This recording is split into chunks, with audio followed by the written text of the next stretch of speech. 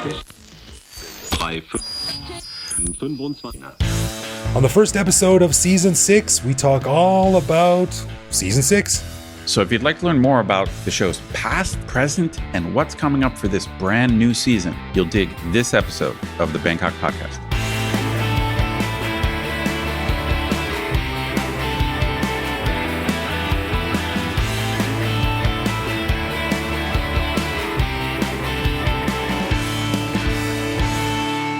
Sawadee krap, and welcome to the first episode of Season 6 of the Bangkok Podcast.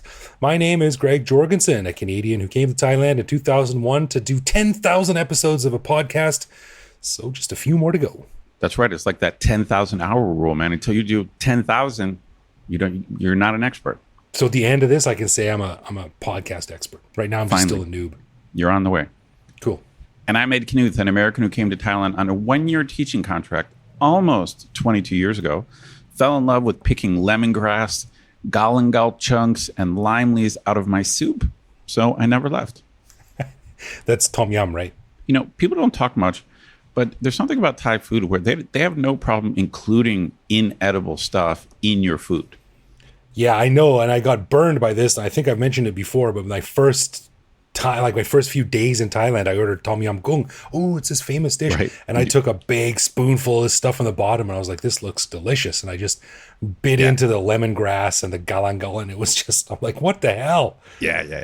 That's a Thai thing. My fault. I'm just saying. It's a good heads up, listeners, that there's inedible elements in Thai food that's mostly there for flavor. So you got to know what flavor only. Yeah, you got to know what you can bite down on and what you cannot. That's right. We want to give a big thanks to all of our patrons who support the show. Patrons get our ad-free regular show a day early, behind-the-scenes photos of our interviews, a heads up to send questions to upcoming guests, and access to our Discord server to chat with me, Greg, and other listeners around the world.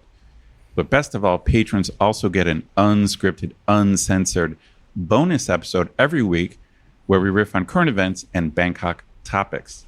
On this week's bonus show, we chatted about Greg's recent trip to Singapore and how it compares to Bangkok, my upcoming trip to Chiang Mai, where I'll be staying at a vegan hotel, whatever that means, and a discussion about the two upcoming cave rescue dramatizations and whether or not they should just let sleeping dogs lie. To learn how to become a patron, click the support button at the top of our website. Right. And as always, if you have a comment, a show idea, or just want to say hello, head to bangkokpodcast.com and click the little microphone button at the bottom right to leave us a voicemail that we'll play on the show. All right. Well, man, this is crazy. This episode, we want to welcome you to Season 6 of the Bangkok Podcast, which is pretty hard to believe. When Tony and I put up the very first episode of this podcast on May 16th, 2010, we were right in the middle of the red shirt protests that saw most of downtown Bangkok covered in burning tires and bullet holes, and we really had no idea what we were doing or where the show was going to go. But 10 years later, not counting a 4-year break in the middle, we are still going strong and about to enter Season 6. Actually, we just did enter Season 6 as soon as I pressed record. To say we're psyched about continuing the show is an understatement because we think the next year or so is going to be very interesting in Thailand for several reasons. Ed, what do you think about that? You think we got a good season coming up? Dude, I'm super psyched. I can't believe Season 6 will actually be my 4th season doing the show. I'm not a newbie anymore, man. I'm a veteran. I'm a freaking veteran. That's right. You're the longest serving co-host. Officially. I sure am. I'm quite proud. It's my greatest accomplishment in life. Besides only losing my cell phone twice in 22 years in Thailand. That's my number one accomplishment. That is pretty good. 22 years, man. I've only lost 2 phones. I've also lost 2. I got... No way. Don't make me look bad. You're supposed to say you've lost 4 or 5, 6 phones. I think so. Yeah, I've only 2. My Nokia was pickpocketed at Siam Square, and then my Motorola fell out of my pocket in a taxi. Great. So what you're basically saying is my greatest accomplishment, you've done the same thing. I'm not saying it's not a great accomplishment. I'm just saying that you're not the only one that's done great things. You also happen to have done it. You're standing on the shoulders of giants that other people are also standing on. That's fine. Well, I guess that's the way it is. I'm still going to feel good about it, though. But yeah, really, as you should. being the longest running co-host of the Bangkok podcast is my second greatest accomplishment. I'm having a blast. It's never been boring. I've never been bored by it. And as we're going to talk about, I think this season is going to be amazing, not necessarily because we're going to do anything that different, but this is, I think, a promising era in Thai history. What do you think? I agree. Yeah. So first of all, yeah. Well, I'm glad you're my co-host, man. Like, I think people who have been listening for a while knew that it was a bit of a tricky business to replace Evo when he left, because running a podcast, you've got to be technically proficient. You've got to know Bangkok enough to talk about it intelligently. You've got to have free time every week to plan and record and edit and all this stuff. Yeah. I mean, you asked like 7 people before you got to me. No, not true. 2 of them were homeless people you bumped into on the street. You were like, "Hey, dude, please, can you just help me out?" Untrue, technically and realistically untrue. But it's not everyone can do it. So I think it's something that we should both be proud of, that we can do it. And it's I am. Cool. I'm honestly proud of it. But I mean, to be honest, I still, friends of mine, when they learn about the podcast and see that we actually have a bunch of listeners, they ask me like, how did you guys do this? And I got to be perfectly honest. You did it, or you and Tony did it, and then of course Evo professionalized it. I honestly, this is not false modesty. This is actual true modesty. I feel like when I got on board, this ship was going. Like you were kind of already succeeding. Luckily, I did not sink the ship. That's my only claim to fame. You know what I'm saying? It's like I feel like I did not like nosedive the plane into the ground. So I'm proud of that. But man, you guys were already a success before I got on board. Well, the way I think about it, unsurprisingly, is with a food metaphor. And me and Tony, we were China, and we invented the pasta, the noodles, right? And then me and Evo, we were Italy. We sort of perfected it and professionalized it, like you said. And then me and you, we just took the basics of what worked and continued churning out good quality shit. We're like America and Canada that makes like great pizza. That's right. Yeah, we took it and we just kept it going at a good clip and made it more appealing to the masses, I guess you could say.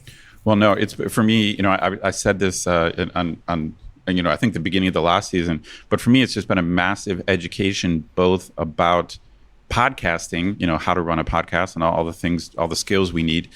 But it just keeps me sharp about Thai stuff, because I think I was plateaued. We did a whole show on expat ruts, right. Getting in a rut and how to break out of ruts. And for me, this podcast was, it got me out of the rut, and it made Thailand exciting again. That's gonna be if I run for prime minister, that'll be my motto: make Thailand exciting again. MTEG, that'll be my motto. That should be a new segment on the show. What is it? If I ran things, if I was in charge by Ant or something like that. Oh, I like that. If I was in charge, that's a fun exercise. But we don't have a lot really to talk about this first show. It's just sort of tradition that we start each new season with a show about what we've done and what we're looking forward to.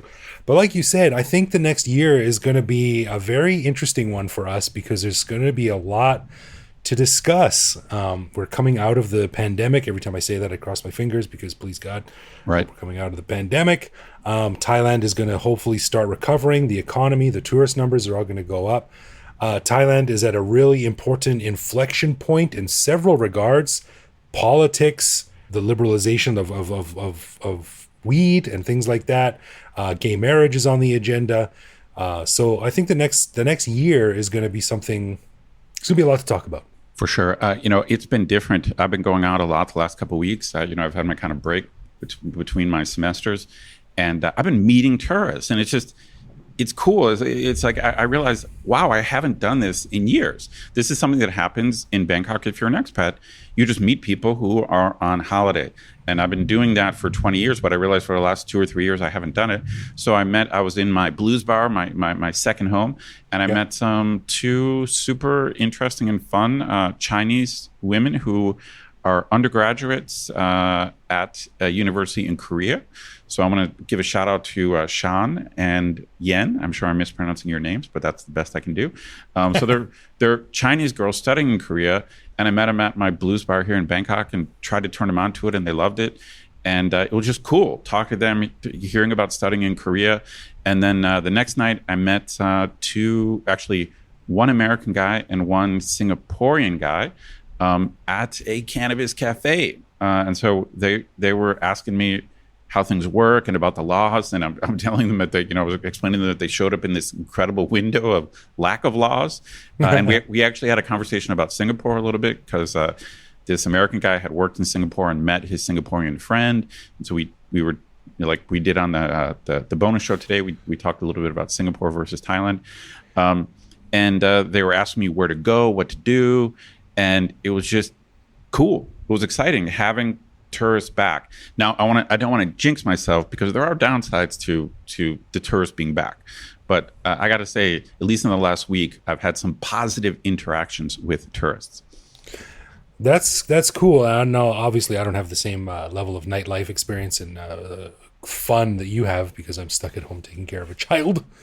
But I will say that when I was at the airport going to Singapore last week, I did notice several people wearing elephant pants who were flying out of Thailand, presumably at the end of their vacation where they bought the much maligned clothing object. So yeah, it's getting back to normal. I've certainly seen a lot more people walking around the streets, a lot more families, a lot of people with kids are moving around the city. So yeah, it's interesting. The two guys I mentioned had just gotten back from Phuket, and they said Patong was slammed. They said Really? They said Patong was really crowded, and so I mean that is the sign. When you're in the midst, when you're like, wow, this is too crowded, that's a sign that tourists are back. Yeah, no doubt. I'm also really interested to see what's going to happen with the anti-government protests because 2 years ago, when the pandemic was still just a gleam in our eye. They were pretty hardcore. They were going That's right. up against some previously unbroken taboos. That's and right. It seemed to be all coming to a head, and then everything just kind of fell apart. And That's right. They lost steam. Well, so, I saw a small protest the other day near Democracy Monument. So they were out there with their megaphones. So the movement is still going on, and I think you're right. I think that we're coming up on a weird time because on the one hand we have liberalization going on in, as you mentioned, with cannabis, same-sex marriage.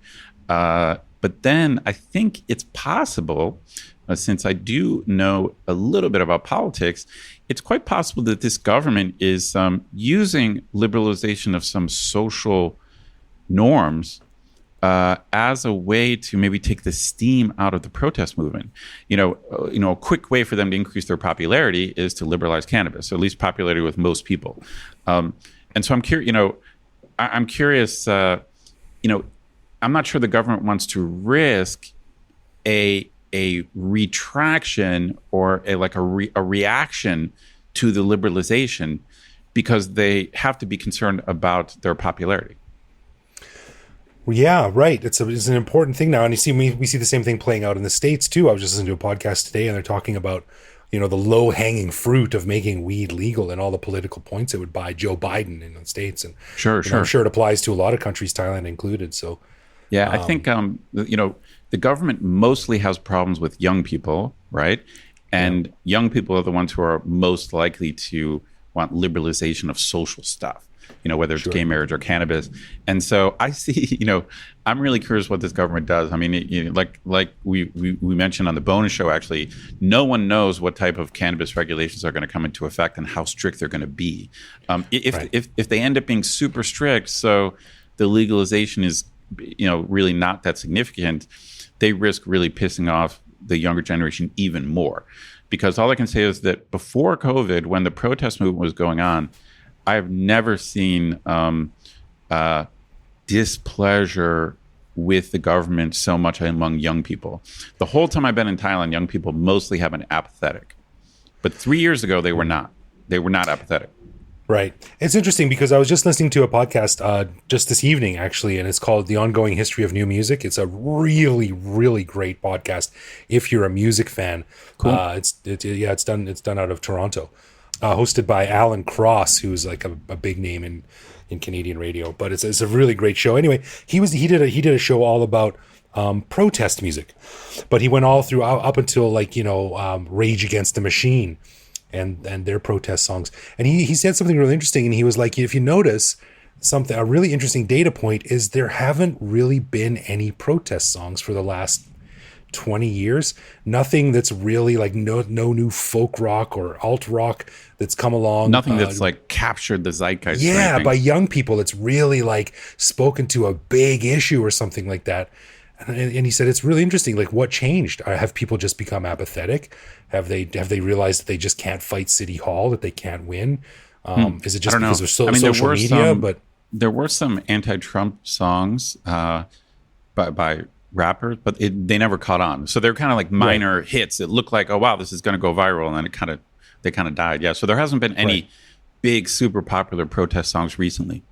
But you bring it down to Thailand, you narrow the focus just to Thailand, and there's been several very notable protest songs by Rap Against Dictatorship and stuff like that. So yeah, you're right. The young people are pissed, and I'm just wondering what 2 years basically sitting on their hands is going to do. So that'll be interesting. Yeah, I mean, I think with tourists coming back, with these changes taking place, I like your description of Thailand being at an inflection point. I think it is, and this could be a case where the dinosaurs, as young Thais like to call the old men who run the government, will the dinosaurs be able to reassert control, or will the country start being moved by a new generation? Even our former guest Taupi Pope, the member of parliament who's working on craft beer liberalization, that's going through Parliament. We got to get Tao back on the podcast. Like, he would be the next generation, younger, more progressive.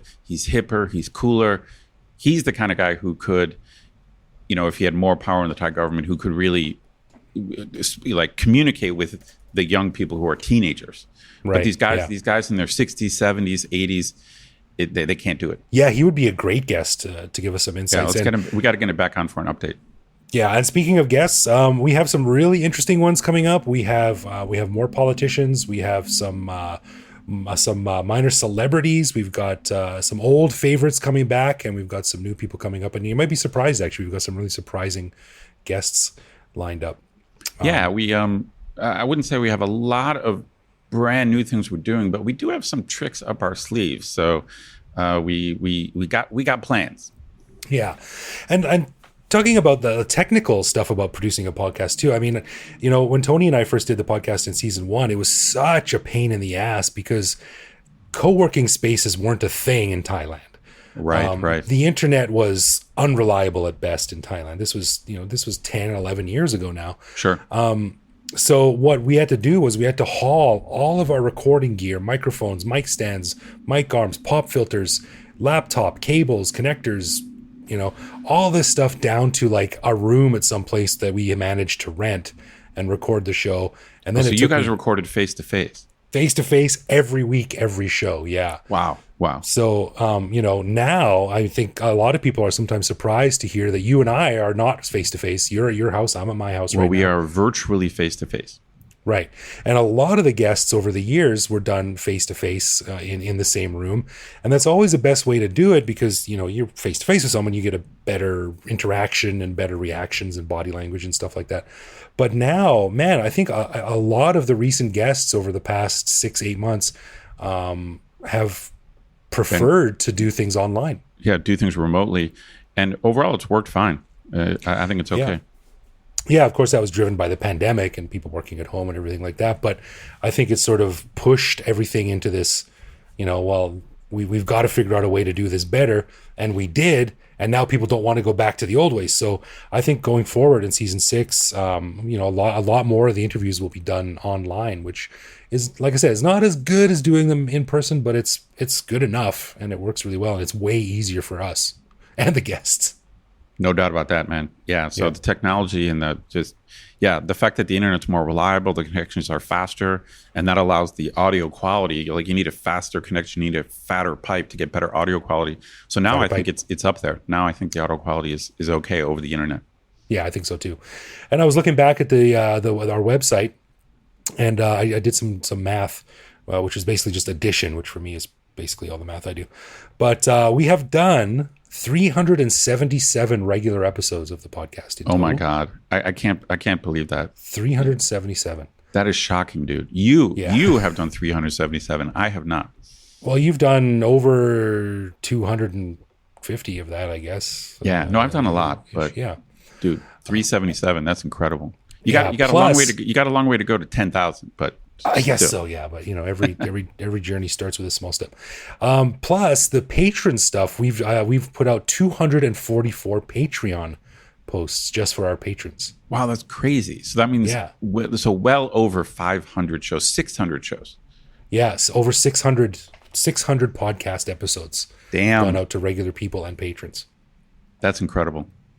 And I gotta say, this is maybe a little bit inside baseball, maybe a little bit personal, but for the amount of stuff we've done and the amount of issues we've commented on and lent our sort of quote unquote expertise to be honest, I would have thought that we would have been getting a lot more inquiries from media organizations to comment on stories or things like that. It kind of is a mystery to me. It's interesting. There's a real segmentation in Thailand between the English language media and the Thai language media. And I think luckily the Thai government, they mostly only care about the Thai language media. And then also the Thai language media, they also mostly don't care about the English language media. So it's like we're just in an island. And there are other, obviously, English language news sources. But I don't know. I think we're just kind of in our own world here, which is fine with me. Yeah, you're right about that in Thailand for sure. But when I read about like the Wall Street Journal or New York Times or something, post like, here's 10 things to know about Bangkok by a blogger who's lived here for 2 years. Oh, I'm right. like, You're right.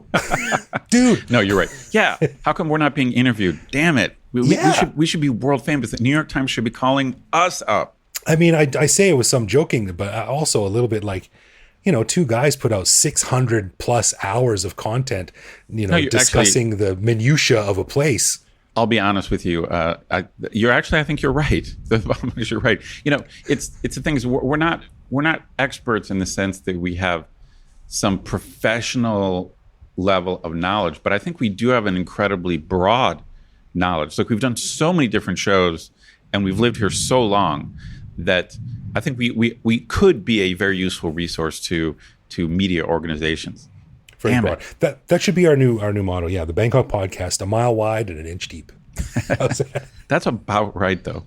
That's about it. That's about it. That's funny. But it's interesting to look at overall podcast stats around the world too.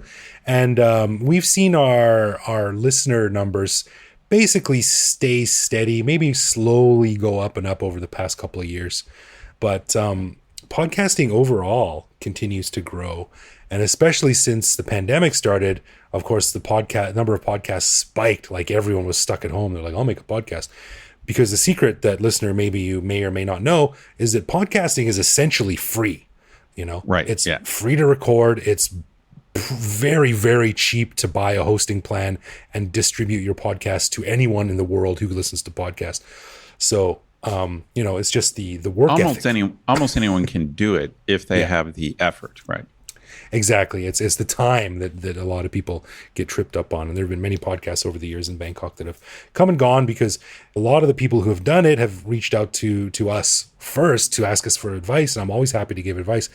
But after a few months, the most common feedback I've gotten is, damn, it takes a lot of time and work, man. I'm just not into it. That's right. Yeah, it doesn't take a lot of money, but it does take a fair amount of time and planning. And you got to be willing to put up with stuff that goes wrong and battling with technology. We've been there. We just had a battle with technology in our last interview we did. So it ain't easy. It is not easy. And I feel like I said, I was lucky because I got on board when this ship was already sailing and I think pretty successful. And so whatever. I did what I did, but I really got to give credit to you, Tony, and Evo for getting the ship running. Yeah, so we don't have a whole ton to say about this, but season 6 is going to keep going, and like you said earlier, Ed, we're not going to change too much. We have a couple of new tweaks here and there that we might try out, but I think the bottom line is, if it ain't broke, don't fix it. So we've tightened up the language a little bit. We might introduce a few new segments here and there, but I think we've hit on a pretty good, I don't know what you call it, structure. Formula. We got a winning formula. We're going to stick with it, with few tweaks here and there. So stick around, and I just think that this upcoming year, I don't see how it can be boring. Right. This is a crucial point, I think, in Thai history that's coming up. Yeah, indeed, and there's going to be lots to say. Probably lots that we'll want to say that we shouldn't say and we won't say. But there'll be enough left over that we'll be able to talk about. I'm just glad to be here now in Thailand at this time, and also to have this podcast, to have someone to talk about all the stuff that's going to happen. I just think it's going to be an exciting time. It is, yeah. So, listeners, thank you for sticking with us. If you're a new listener, welcome. Check out the back catalog, and if you're an old listener, we happy you're still listening. And we hope you continue with us for season 6, because it's going to be a good year. For sure. And hey, speaking of one of the new segments that we want to try, this is something that we are going to do that's called Would You Rather, where one of us picks 2 contrasting situations tied to Thailand to debate and choose which one we'd prefer. So, Ed, I think you're going to kick us off with this one and see where it takes us. That's right. I think I've got a good choice that I think is fairly difficult. I'm going to come down on one side. Would you rather, if you could choose... If I had to choose. Everything else being equal. Okay, yeah. The weather in Thailand, and I mean like the annual weather, the whole package of Thai weather. Oh, okay. The whole year. Okay. Yeah. Compared to the weather back home. So if I took the essence of 1 year of Thai weather and compared it to the essence of 1 year of Canadian weather. Yeah. I mean, no, I'm guessing that Calgary weather is pretty close to Ohio weather. So, I mean, did you grow up with like 4 very clear seasons? At least where I live, the seasons are very distinct. Yeah, I've always said, man, the one thing I miss about home, I guess my family should be number 1. So the number 2 thing I miss about home is the seasons. Summer in Canada is beautiful. Fall is just romantic and gorgeous. It's my favorite season. The changing leaves on the trees, the crunching of, the hot chocolate at coffee shop on the corner. Because I really, really do miss the 4 distinct seasons. I mean, winter sucks as a write-off. Spring is cold and miserable. That's a write-off in Canada. But fall and summer in Canada are beautiful, gorgeous seasons. I really miss those. But man, the winter just takes the average down so many pegs that I think I would prefer the weather in Thailand.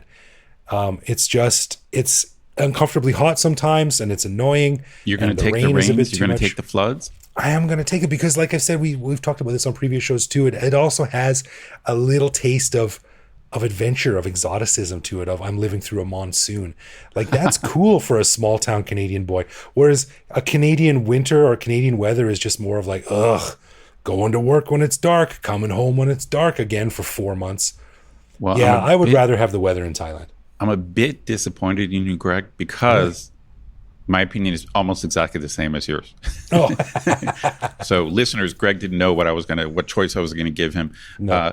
And it's funny because just the way you described missing the seasons, I feel exactly the same way. Like, I genuinely miss it.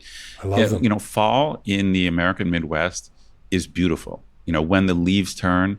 Oh, yeah. And it's just the weather changes and it's usually associated with going back to school, which sucks. But just that feeling, or just walking down my street, my tree-lined suburban street, and having all those colors, I really miss that.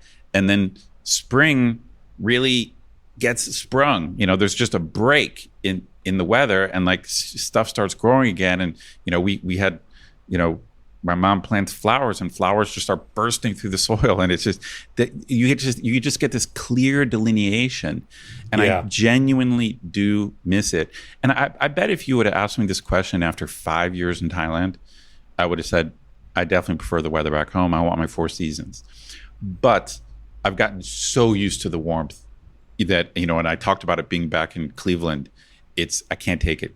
I can't take it. So now I've been assimilated. I've been assimilated into like semi-tropical temperature. So now you're right. It's like it's so damn cold that it just it pulls the average down. That was the perfect expression.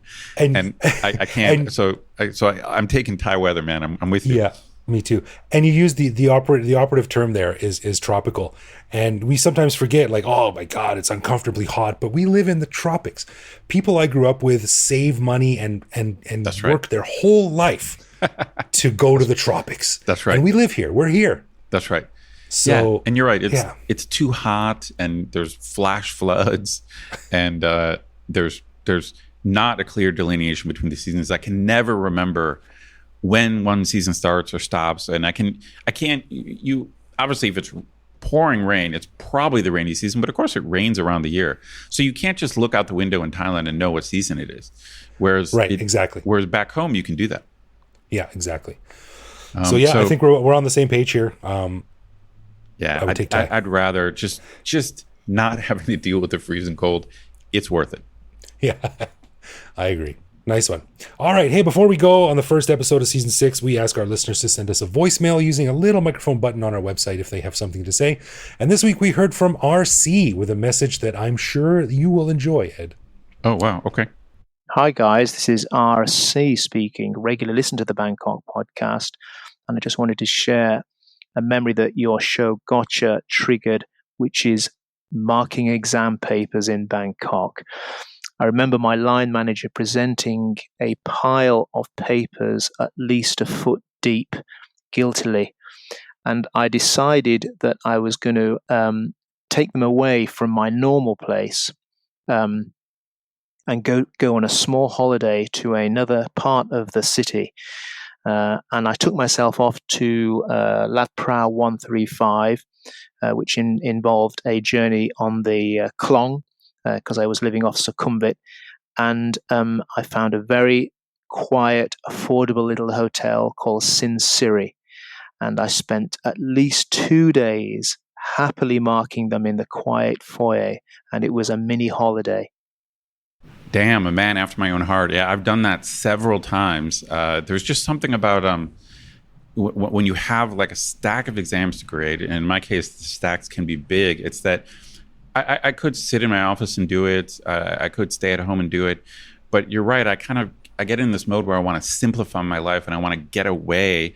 And, normally what I do is I'm just going to a coffee shop and setting up camp for 6 hours. Right. But freezing Starbucks. Yeah, that's right.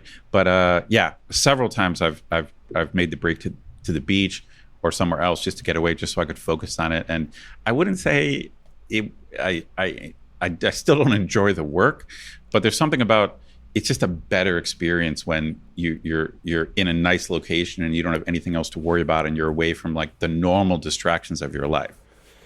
Yeah, man, and Thailand's great for that. These little staycations that are pretty easy and cheap to do. Like if I had a ton of editing work, like podcast editing work or something, and I could say to my wife, like, "Hey, I'm gonna go stay at a hotel just in Nonthaburi or something for the night, just by myself, so I can ignore the world and just focus on my computer and get it done." That'd be real nice. That's right. The staycation is one of those things that the first time I heard of this concept, I just thought it was ridiculous. Like why would you take a vacation in your own city? But in Bangkok, it really works. Like, so I do it. I take my mini staycations like on Sukhumvit or wherever, or maybe just outside of town. And I'm down with it, man. Yeah, you couldn't do it in like Vancouver because it'd be a $300 hotel room, but here it's $40 and you're golden. So for sure. Yeah, thanks RC. That was good. Good to hear. Yeah, thank you very much, RC. All right, a final thanks to all of our patrons who support the show. Patrons get a ton of cool perks and the warm, fuzzy feeling knowing that they're helping support the show. Find out more by clicking support on our website and connect with us online. We're Bangkok Podcast on social media, bangkokpodcast.com on the web, or simply bangkokpodcast@gmail.com. We love hearing from our listeners and always reply to our messages. That's right. You can also listen to each episode on YouTube. You can send us a voicemail through our website that we'll feature on the show, or even reach out to me on Twitter where I am BKK Greg. So thanks for listening, everyone. Let's get going season 6, and we'll see you back here next week. For sure.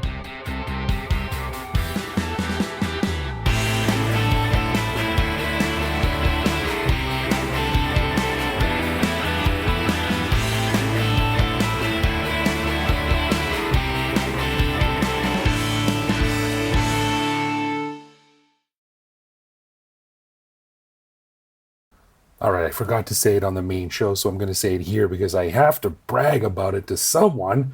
But you may have noticed we got a slightly new logo for this season.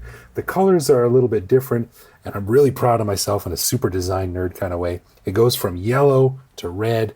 The yellow is the perfect color of a ripe mango, and the red is the red from the original Thai flag.